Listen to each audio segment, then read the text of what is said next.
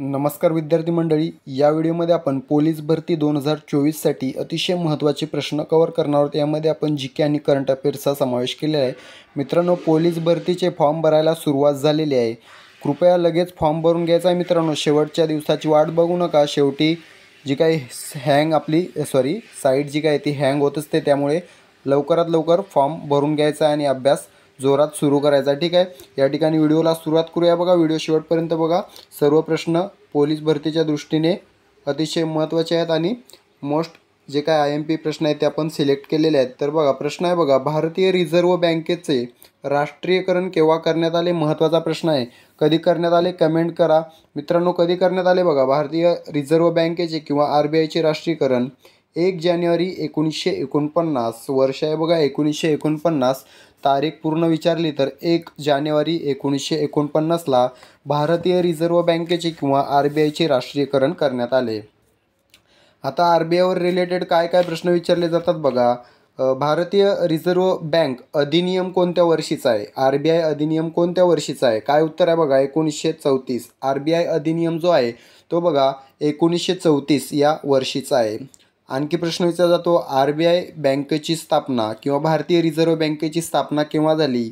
1935 हे वर्ष आहे। तारीख जर विचारली पूर्ण तर 1 एप्रिल 1935ला भारतीय रिझर्व्ह बँकेची स्थापना झालेली आहे। ठीक आहे, भारतीय रिझर्व्ह बँकेचे मुख्यालय कोठे आहे विचारलं जातं। मुंबईमध्ये भारतीय रिझर्व्ह बँकेचे मुख्यालय आहे, मुंबई। ठीक आहे, मुंबई लक्षात ठेवायचं आहे। विचारलं जातं, भारतीय रिझर्व्ह बँकेचे सध्याचे गव्हर्नर कोण आहेत? शक्तिकांत दास, 25वे आहेत शक्तिकांत दास, हे भारतीय रिझर्व्ह बँकेचे सध्याचे गव्हर्नर आहेत। आणखी प्रश्न विचारला जातो, भारतीय रिझर्व्ह बँकेचे पहिले गव्हर्नर कोण होते? तर सर ओसबोर्न स्मिथ हे पहिले होते। आणि जर विचारलं पहिले भारतीय गव्हर्नर कोण होते, तर C.D. देशमुख हे होते। ठीक आहे, भारतीय रिझर्व्हवर कोणकोणते प्रश्न भारतीय रिझर्व्ह बँकेवर विचारले जातात सर्व आपण या ठिकाणी कव्हर केलेले आहेत। आपलं मूळ उत्तर काय तर राष्ट्रीयकरण रिझर्व्ह बँकेचे कधी झाले? 1949ला। ठीक आहे, त्यानंतर प्रश्न आहे बघा, 1 किलोबाईट बरोबर डॅश डॅश। तर किती मित्रांनो 1 किलोबाईट म्हणजे 1 KB आपण म्हणतो बघा, आपण मोबाईल यूज करतो, आपल्या सर्वांना माहीत असेल 1 KB म्हणजे किती? तर बघा 1024 बाईट, फक्त बाईट। 1024 बाईट म्हणजे 1 KB। आता मित्रांनो 1024 MB या ठिकाणी बघा, MB याच्यामध्ये बघा 1 KB म्हणजे 1 KB मध्ये 1024 बाईट असतात। त्यानंतर बघा 1000 MB मध्ये मेगाबाईटमध्ये बघा 1024 किलोबाईट असतात। ठीक आहे, 1024 किलोबाईट म्हणजे 1 MB। ठीक आहे, त्यानंतर बघा 1024 MB म्हणजे 1 GB। ठीक आहे, त्यानंतर 1024 GB म्हणजे 1 TB। आपलं मूळ उत्तर आहे बघा 1 किलोबाईट म्हणजे 1024 बाईट। त्यानंतर प्रश्न आहे बघा, जागतिक आरोग्य दिन केव्हा साजरा केला जातो? अतिशय महत्त्वाचा प्रश्न आहे बघा, कधी साजरा केला जातो? 7 एप्रिल या दिवशी साजरा केला जातो। पर्याय क्रमांक B या ठिकाणी योग्य उत्तर असणार आहे 7 एप्रिल। तर मित्रांनो, का 7 एप्रिलला साजरा केला जातो? तर 7 एप्रिल 1948, तारीख लक्षात ठेवायची आहे। 7 एप्रिल 1948ला बघा WHO किंवा जी काही जागतिक आरोग्य संघटना आहे तिची स्थापना झालेली आहे। कधी? 7 एप्रिल 1948। म्हणून या दिवशी जागतिक आरोग्य दिन साजरा केला जातो। ठीक आहे, तर मित्रांनो 8 मार्चला कोणता दिवस साजरा केला जातो? बघा, जागतिक महिला दिन 8 मार्चला साजरा केला जातो। 5 सप्टेंबरला कुठला दिवस साजरा केला जातो? राष्ट्रीय शिक्षक दिन भारतामध्ये साजरा केला जातो। 25 जानेवारीला कोणता दिवस साजरा केला जातो? भारतीय किंवा राष्ट्रीय मतदार दिन 25 जानेवारीला साजरा केला जातो। आपलं मूळ उत्तर आहे जागतिक आरोग्य दिन 7 एप्रिल। त्यानंतर प्रश्न आहे बघा, गावातील जन्ममृत्यूची नोंद ठेवण्याची जबाबदारी कोणावर असते मित्रांनो? पर्याय क्रमांक C ग्रामसेवक या ठिकाणी योग्य उत्तर असणार आहे। त्यानंतर प्रश्न आहे बघा, भारतातील पहिल्या अंडर वॉटर मेट्रोचे कोलकाता येथे उद्घाटन कोणाच्या हस्ते करण्यात आले? आता बघा या प्रश्नामध्ये एक उत्तर आहे तुमचं की अंडर वॉटर मेट्रोचे उद्घाटन कोठे झाले, तर कोलकाता आपलं उत्तर असणार आहे, कोलकाता पश्चिम बंगाल. ठीक आहे. आता कोणाच्या हस्ते उद्घाटन झाले असा प्रश्न आहे, तर बघा आपले पंतप्रधान नरेंद्र मोदी यांच्या हस्ते कोलकाता येथे भारतातील पहिल्या अंडर वॉटर म्हणजेच पाण्याखालील मेट्रोचे उद्घाटन झालेले आहे. ठीक आहे. आता मित्रांनो सेपरेट प्रश्न कसा विचारला जाऊ शकतो की ही जी काय अंडर वॉटर मेट्रो आहे ती कोणत्या नदीखालून जाते, तर बघा हुगळी या नदीखालून जाते ही मेट्रो. ठीक आहे. नाव लक्षात ठेवायचं आहे, हुगळी या नदीखालून जाते. किती लांब जाते या नदीखालून, 520 मीटर एवढी लांबी आहे या नदीखालून या मेट्रोची. ठीक आहे. तर मित्रांनो अश्विनी वैष्णव बघा हे भारतीय रेल्वे मंत्री आहेत, लक्षात ठेवायचं आहे. रेल्वे मंत्री जर विचारले तर अश्विनी वैष्णव आहेत. गृहमंत्री आहेत अमित शहा आणि द्रौपदी आपल्या राष्ट्रपती आहेत द्रौपदी मुर्मू. ठीक आहे. आता मित्रांनो हे झालं बघा भारतातील पहिल्या अंडर वॉटर मेट्रोबद्दल. ठीक आहे.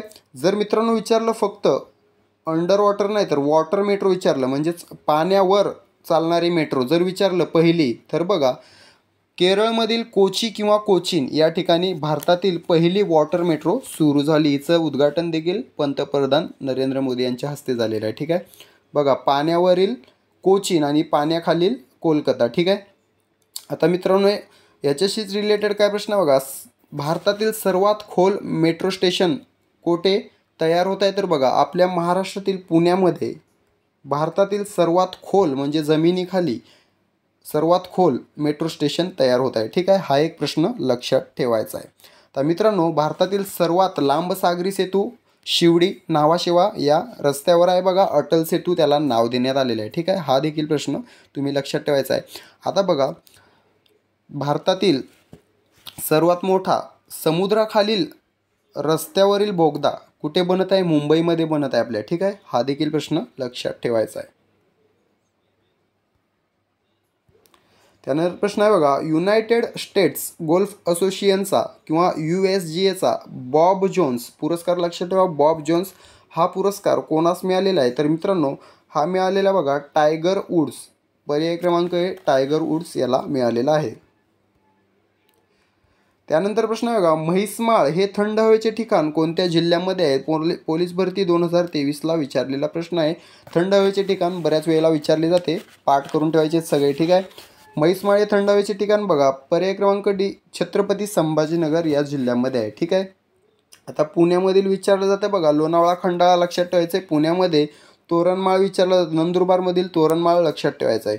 मित्रांनो अहमदनगर हा महाराष्ट्रातील क्षेत्रफळाच्या दृष्टीने सर्वात मोठा जिल्हा आहे. त्याचं क्षेत्रफळ आहे बघा 17,048 चौरस किलोमीटर. ठीक आहे. या जिल्ह्याचे प्रस्तावित नाव अहिल्यानगर असे आहे. ठीक आहे. त्यानंतर प्रश्न आहे डॉक्टर बाबासाहेब आंबेडकरांना शिक्षणासाठी परदेशी जाण्यास कोणी मदत केली, कोणी केली होती मित्रांनो, पर्याय क्रमांक बी सयाजीराव गायकवाड या ठिकाणी योग्य उत्तर असणार आहे. यांनी डॉक्टर बाबासाहेब आंबेडकरांना परदेशामध्ये जाऊन शिकण्यासाठी मदत केली होती. ठीक आहे. नाव लक्षात ठेवायचं आहे सयाजीराव गायकवाड. मित्रांनो प्रश्न आवडत असतील तर व्हिडिओला एक लाईक आणि 1-2 कमेंट तरी करा कमीत कमी. पुढील प्रश्न बघा कथकली हे कोणत्या राज्याचे शास्त्रीय नृत्य आहे. मित्रांनो कथकली आणि कथ्थक दोन्ही वेगवेगळे नृत्य आहेत बघा, यामध्ये विद्यार्थी कन्फ्यूज होतात आणि आपला मार्क गमावतात. तर बघा कथकली जर विचारलं तर बघा उत्तर आहे पर्याय क्रमांक सी केरळ. कथ्थक जर विचारलं तर उत्तर प्रदेश हे योग्य उत्तर असणार आहे. कथ्थक उत्तर प्रदेश, कथकली केरळ. ठीक आहे. राजस्थानमधील विचारलं तर घुमर विचारलं तर राजस्थान. ठीक आहे. आंध्र प्रदेशमधील नृत्य विचारलं तर कुचिपुडी किंवा कुचिपुडी विचारलं तर आंध्र प्रदेश. ठीक आहे. आपलं मूळ उत्तर आहे कथकली केरळ. त्यानंतर प्रश्न बघा राष्ट्रपती राज्यसभेवर किती सदस्य नियुक्त करू शकतात, किती करू शकतात बघा 12. 2023च्या भरतीला विचारलेला प्रश्न आहे. मित्रांनो पोलीस भरतीमध्ये काही प्रश्न सोपे विचारले जातात, 4 ते 5 प्रश्न प्रत्येक प्रश्नपत्रिकेत तुम्हाला अतिशय सोपे पाहायला मिळतील. त्यामुळे कोणी कमेंट करू नका की सर काही प्रश्न खूप सोपे आहेत. तर जे पोलीस भरतीत विचारले जातात तेच प्रश्न आपण कव्हर करत आहोत. त्यानंतर प्रश्न आहे बघा बेन्सन अँड हेजेस करंडक कोणत्या खेळाशी संबंधित आहे. करंडक म्हणजेच कप, चषक. ठीक आहे. मित्रांनो याच्यावर बऱ्याच परीक्षांमध्ये प्रश्न विचारले जातात. सर्व महत्त्वाच्या खेळांचे चषक तुम्हाला माहीत असले पाहिजेत. तर या ठिकाणी बेन्सन अँड हेजेस हा जो आहे करंडक तो क्रिकेटशी संबंधित आहे, क्रिकेट या खेळाशी संबंधित आहे. पर्याय क्रमांक डी आपलं योग्य उत्तर असणार आहे.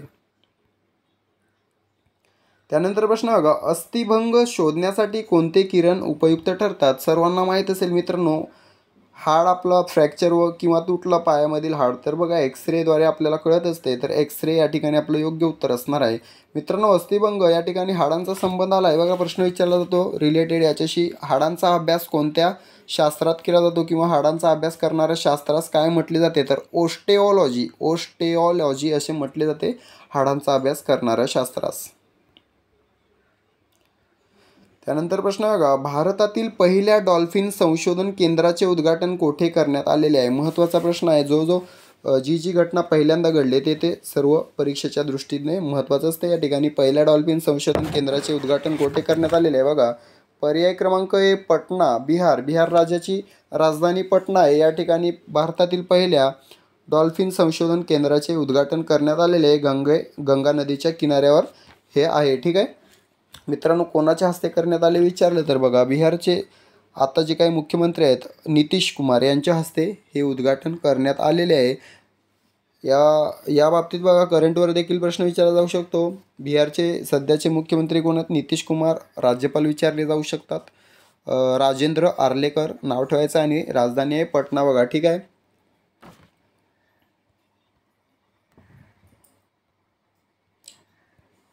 त्यानंतर प्रश्न बघा, स्लाईस कंपनीने ब्रँड ॲम्बेसिडर म्हणून कोणाची नियुक्ती केली आहे?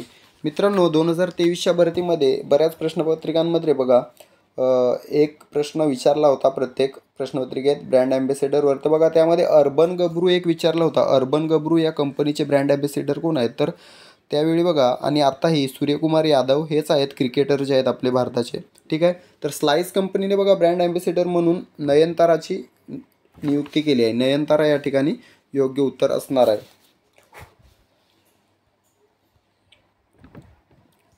त्यानंतर प्रश्न बघा, महाराष्ट्रातील कोणता जिल्हा ज्वारीचे कोठार म्हणून ओळखला जातो? कोणता जिल्हा मित्रांनो? तर बघा सोलापूर हा जो जिल्हा आहे तो ज्वारीचे कोठार म्हणून ओळखला जातो. हाच जिल्हा मित्रांनो चादरींचे शहर किंवा चादरींचा जिल्हा म्हणून देखील ओळखला जातो. सोलापूर नाव लक्षात ठेवायचं आहे. पुणे मित्रांनो महाराष्ट्राची सांस्कृतिक राजधानी तसेच विद्येचे माहेरघर म्हणून ओळखला जातो. ठीक आहे. संभाजीनगर हा जिल्हा 52 दरवाजांचे शहर किंवा महाराष्ट्राची पर्यटन राजधानी म्हणून ओळखला जातो. ठीक आहे. त्यानंतर प्रश्न आहे, महाराष्ट्राचे पहिले पोलीस महासंचालक कोण होते? मित्रांनो, सध्याचे बऱ्याच वेळेला विचारले जातात म्हणून आपण पहिले विचारलेत बघा. पहिले विचारले जाऊ शकतात किंवा दुसरे, दोन्ही लक्षात ठेवायचे आहेत बघा. दुसरे कोण होते कमेंट करून सांगायचं आहे मला. तर पहिले होते बघा कृष्णकांत पांडुरंग मेडेकर किंवा कृष्णकांत पी मेडेकर. ठीक आहे. सध्या कोण आहेत? रश्मी शुक्ला, ज्या महाराष्ट्राच्या पहिल्या पोलीस महासंचालक आहेत, ज्या महिला म्हणून नियुक्त झाल्या आहेत. ठीक आहे. पहिल्या महिला पोलीस महासंचालक रश्मी शुक्ला, ज्या सध्या कार्यरत आहेत. ठीक आहे. पहिले कोण होते? कृष्णकांत पी मेडेकर. तर मित्रांनो, अशा प्रकारे बघा आपण या व्हिडिओमधून 40 ते 50 प्रश्न तुमचे कव्हर करून घेतलेले आहेत. सर्व प्रश्न अतिशय महत्त्वाचे आहेत. व्हिडिओला एक लाईक आणि 1-2 कमेंट तरी करा. 2 ते 3 मित्रांशी प्रत्येकाने शेअर करा. भेटूया पुढील व्हिडिओमध्ये. पोलीस भरतीचे फॉर्म भरून घ्या आणि जोरदार अभ्यास चालू ठेवा. मित्रांनो, तुमच्याकडे कमीत कमी 6 महिने तर जास्तीत जास्त 8 ते 10 महिने असणार आहेत. एवढा वेळ पोलीस होण्यासाठी पुरेसा आहे जर तुम्ही एकदम मन लावून जिद्दीने अभ्यास आणि ग्राउंड केलं तर. ठीक आहे. धन्यवाद.